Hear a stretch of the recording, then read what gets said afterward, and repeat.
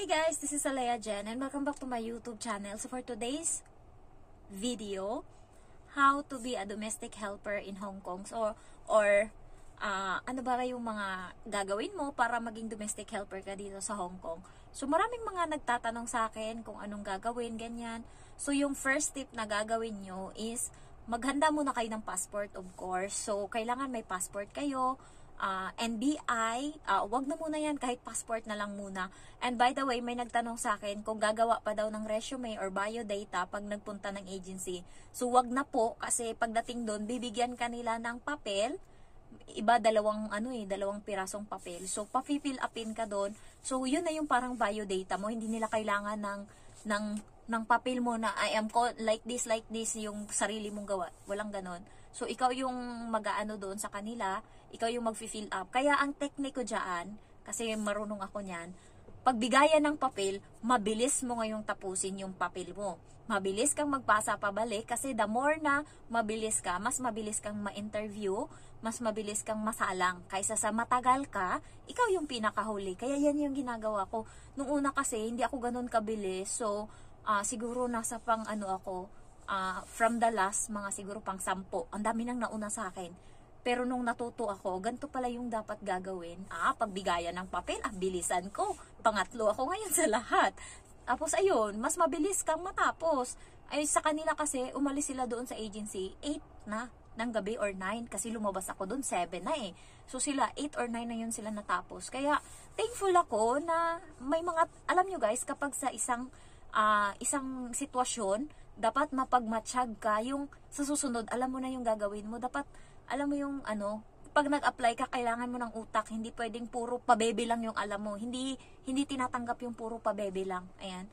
So, kailangan medyo mautak ka. Ako, tahimik lang ako sa yung nagmamasid ako. Tahimik lang ako. Pero pag time ko na talaga, hindi ako nagpapatalo. Kailangan magiging competitive ka. Kaya kailangan sa pag-apply, mapagmasid ka dapat para may matutunan ka na next time, hindi mo nagagawin yung mga mistake mo. So, una is may passport ka. Next is mag-search ka sa Facebook kung alin yung mga legit agency bound to Hong Kong. Yung agency ko is Light and Hope Employment Agency. So, i-search nyo siya sa Facebook. Nasa 200,000 na ata yung followers nila doon. Meron pang isa, yung Kingsman Power, yung Maris, Power ba yun? Maris Employment. Ano pa yung iba dyan? Meron pa Sunlight. Ano pa ba yung iba na mga agency dyan? Yan, mga nasa Ermita yan. Mga legit yung mga yan. So, yun, hanapin nyo yung mga legit agency. Sa Jedigal, wag kayo dyan kasi medyo mahal yung nila dyan. Yung bayad. Ayan, sa akin is 15,000 yung gastos ko lahat-lahat, pero hindi kasama yung pagkain doon, pamasahe. Hindi ko binilang yan kasi nga hindi ko naman alam kung saan-saan ako napunta, and hindi ko rin alam kung ano yung mga kinakain ko. Depende sa inyo. Pero nasa 15,000 yung nagastos ko lahat-lahat na yun. Ayan. So, next is mag-apply ka ngayon sa agency. Bring your black ball pen, and dapat yung buhok mo is itim. Ayan. Hindi sila masyadong tumatanggap ng may blonde na buhok. Ayan. So, dapat walang makeup. Naka-polo shirt ka na puti para presentable ka tignan. Malinis tignan. Yan yung sinabi sa amin. And no makeup, contact lens, ganyan. Itim yung buhok.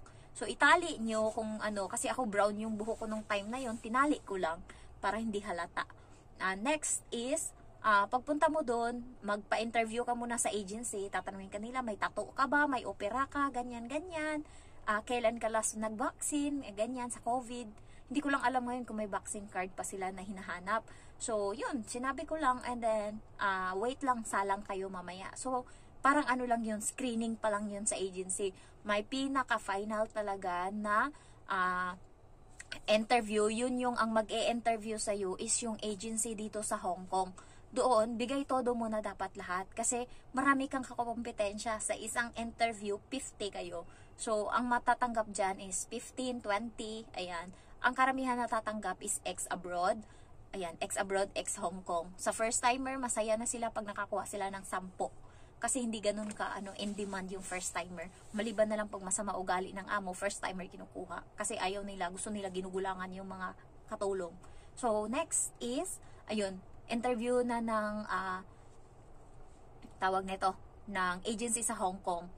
Yan, doon ka na mag-introduce yourself, doon mo na sabihin lahat, and may mga follow-up questions sila, kaya kailangan medyo presence of mind. Kahit kinakabahan ka, kailangan kalmahin mo yung sarili mo, breathe in, breathe out, and also dapat yung boses mo is malakas. So, wala akong pakialam nung time na yun.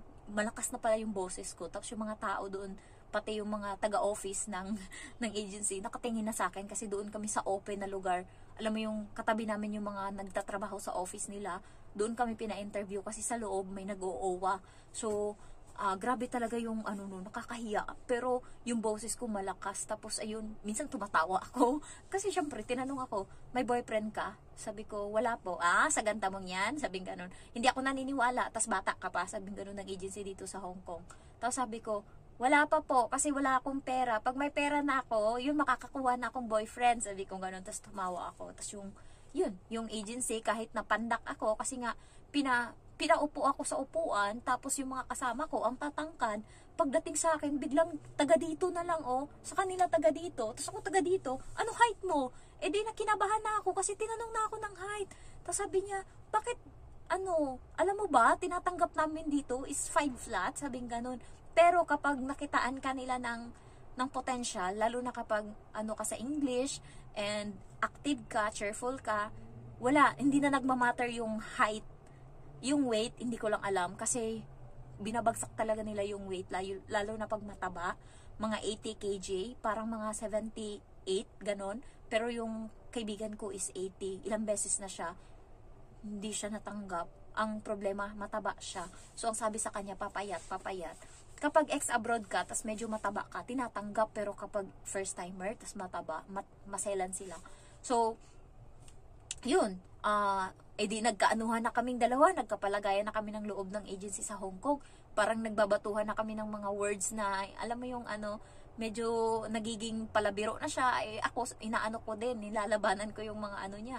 Tapos nung huli, sabi niya, okay, so tanggap ka na. Parang sinabi niyang ganon. Parang, okay, sabi ko, parang sinabi niya sa akin na matatanggap ka. Parang inassure niya ako. Tapos sabi ko sa kanya, ma'am, what about my height? Gumanon ako. Sabi niya, we fix it. Sabi niya ganon. Ka uli doon, pakilo ka ng, sukat ka uli ng height. Tapos sabihin ng agency sa akin, update. Alam niyo guys, kinabahan ako kasi yung height ko yung problema nung time na yon. Pero nung nagkaanuhan na kung sino yung matitira. Tapos na, number 2 ako sa napili. Parang, tuwang-tuwa yung taga-office. Sabi nila, nilaban talaga yung height mo. Ako yung pinakapandak sa lahat eh. Sabi, wow, nilaban talaga yung height mo. Gumanon sila, tapos ngumiti lang ako. Kasi nga, hindi na doon nagmamatter ang doon kung ano yung kaya mong ibigay. So, pakita nyo lang na kaya nyo. Sabi niya nga sa akin, kaya mo yung trabaho? Sabi niya ganon. Sabi ko, opo. Sabi ko ganon. Sa probinsya naman, mahirap naman kami. Kaya sanay ako. Sabi ko, parang na-sure sila. Kasi ang sinabi ko, parang plus points yung sa probinsya ako lumaki, farmer yung magulang ko. So, ibig sabihin, laking hirap ako. So, ganon. Next is, pag natanggap ka dyan sa agency sa Hong Kong, ka na ngayon? Proceed ka na, bibigyan ka na nila ngayon ng ng mga requirements na kailangan mong i-comply. So, unti-untiin mo na yon at magantay ka na lang ng employer's interview.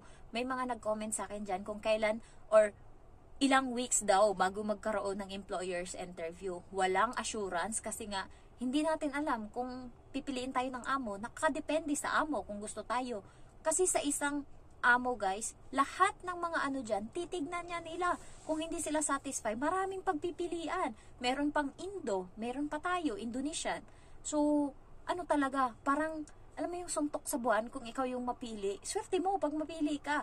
Kaya ako, sa Kings, nag-apply ako, 1 buwan na, wala pa akong employer. So, pa lang doon, parang mga 2 weeks na, tas wala akong employer. Nag-apply ako ngayon sa Light in Hope, and doon, sabay sila. Nauna lang yung Kings na magkaroon ako ng employer doon, tapos parang 1 araw lang, nagsabi sa akin yung agency ko dito sa Light in Hope na may interview ako, employer's interview. So, nung time na yon, nagpipray ako kay God kasi nga yung job offer sa akin sa Kings is 5 adult, tsaka may 1 aso. Malalaki na yung mga tao. Ayoko ng aso, and ang laki ng bahay. 1,500 square feet. Yung bahay ko dito na tinatrabaho ngayon is 700 square feet. Kaya siguro way din to ni God. Kasi nga, nagpray ako, hindi ko kaya yun. Tapos pagdating dito sa dito sa interview ko dito sa amo ko ngayon, sabi pa sa akin, shared room kami ng bata. Parang doon ako nang hina ba. Pero sabi ko kasi isa lang yung bata, baka kaya ko. Tapos yun, pagdating ko dito may sarili akong kwarto kaya parang gusto kong maiyak. Nung sabi ko sa amo kong babae, katabi kami ng bata matulog, ginanon ko siya. Nung pagdating ko talaga, sabi niya, nagulat siya. Sabi niya, hindi may sarili kang kwarto dito. So, yun, masaya ako kasi gusto ko nang may kwarto eh. So, ayun lang.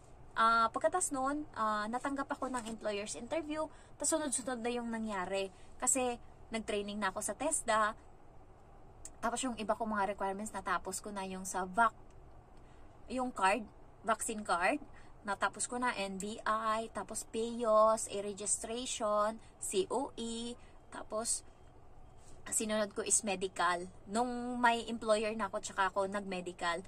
Yun kasi yung patakaran ng agency ko dito sa Hong Kong. Ano muna, employer muna bago medical. May ibang agency na medical muna. Kapag na-sure na fit ka, tsaka kanila ngayon hahanapan ng employer para sure nila na walang tapon ba. Baka kasi napili ka na ng employer tapos biglang may cancer ka pala. So, stop yung ipumirma na ng kontrata yung employer. Kaya iniiwasan niya ng ibang agency. Pero sa agency ko, employer muna bago medical. So, nag-medical ako, tapos tuloy-tuloy na yan. Nung napasa na yung medical, fit na, parang wala pang 1 week, sinabi na sa akin na magpipidos na ako, training sa PIDOS. Nung na-receive na nila yung paper ko sa PIDOS, siningit ako ngayon sa OWA. So, ang bilis lang ng process ko, kaya 2 months lang nandito na ako sa Hong Kong. Nung nag-OWA na ako, tapos na ako lahat sa mga requirements ko. Tapos na, as in. Nagbayad na din ako lahat ng mga dapat bayaran. So, tinanong ko ngayon yung agency kung kailan yung flight ko. Sabi nila, depende. Siguro mga 15 days or 3 weeks bago ka magka-flight. Sabi niya ganun kasi naantay yung visa. Yun na yung kasi yung last. Yung visa na. Yun na yung last. So, sabi ko, pwede bang umuwi muna ako ng probinsya? Makasama ko man lang yung Tapos na kasi ako na lahat ng process. Ang bilis ko nun, kahit may trabaho ako, sinabay-sabay ko. Pasok ko sa trabaho is 10 p.m. at 1 p.m. So, umalis ako ng bahay alas 6:30 or alas 7. Pinaprocess ko yung mga papel-papel ko lahat. Pupunta ako ng agency, nagre-report ako doon, tapos diretso na ako pasok sa trabaho. Ganun yung ginagawa ko. So, pagkatapos nun, nag-message sa akin yung agency sa Hong Kong. Sabi niya, Genevieve, nasa Pinas na yung yung visa mo, sabi niya ganun, dumating, pinadala ko na yung visa mo, sabi niya ganun. So, ibig sabihin, konti na lang, 2 weeks na lang yung aantayin ko, magfa-flight na ako. So, ang ginawa ko, nagpasa na ako ng resignation sa amo ko, kaso 15 days ba lang, dapat kasi 1 month yung resignation namin, mavalid. So, pinakiusapan ko yung company ko na, hindi ko natatapusin yung 1 month, uuwi na akong probinsya, baka kasi hindi ko na makita yung pamilya ko, tas makapunta na ako dito ng Hong Kong. Pumayag naman sila, kaso hindi ako nagpa-clearance. Dapat may makukuha pa ako doon ng mga 20,000 siguro sa company. So, pero yung papel na mga clearance ko nasa Pinas pa, pag uwi ko, ipaprocess ko yun para may makuha pa din ako. So, ang ginawa ko, umuwi akong probinsya, tapos kumuha ko ng ticket, pabalik na Manila, 2 weeks, sakto. Nang nandun ako, message ako na flight ko na ng June 2. So, yun lang. Ang bilis lang ng process ko. Nag-stay ako sa probinsya ng mga 14 days. Nakasama ko yung pamilya ko, ganyan. Na-enjoy ko muna. Ayan. Tsaka ako nag-flight dito pa Hong Kong. Kaya, wala akong regret. Tsaka siguro, thankful ako kay God kasi ginaid niya ako. Ang galing ng apply ko. Smooth lang, walang problema. Hindi ako nagkaroon ng stress, ganyan, ganyan. Tsaka hindi ako nasigawan ng agency. Minsan hindi ako napagalitan. Pati ng medical. Tsaka ng TESDA. TESDA malala yung torture dun eh. Physically, hindi physically, mentally, tsaka emotionally. Yung mental health mo dun, mababasag talaga sa TESDA. Alam mo yung ida-down ka talaga ng ida-down. Kasi nga daw, pagdating dito sa tatrabahuan mo, malala pa daw yung pagdadaanan mo. Kaya parang doon pa lang tinitraining ka na nila. So, ayun lang guys. Mag-nanay na. Kaya kailangan ko ng magligo kasi parating na yung amo ko. Thank you for watching and I love you all. Bye-bye.